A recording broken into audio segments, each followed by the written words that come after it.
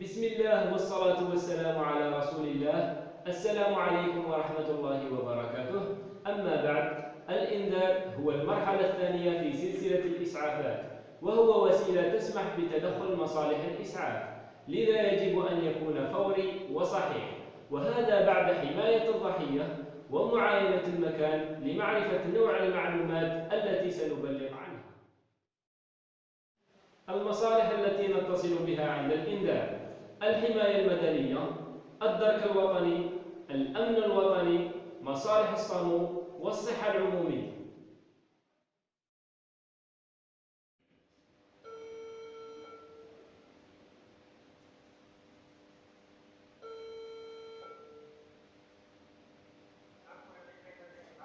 السلام عليكم، معكم خالد حسين، وراهي معايا ضحية فاقدة للوعي وتتنفس، وراني داير لها الوضعية الجانبية الأمنية، ورانا أمام مقر بلدية عين بويحيى.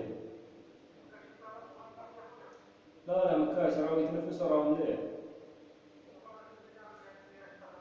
معليش 07 80 19 60 55.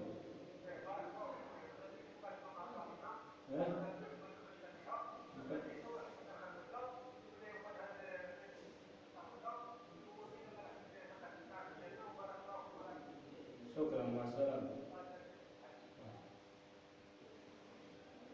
هكذا ونراقب الضحية إلى حين وصول الحماية المدنية.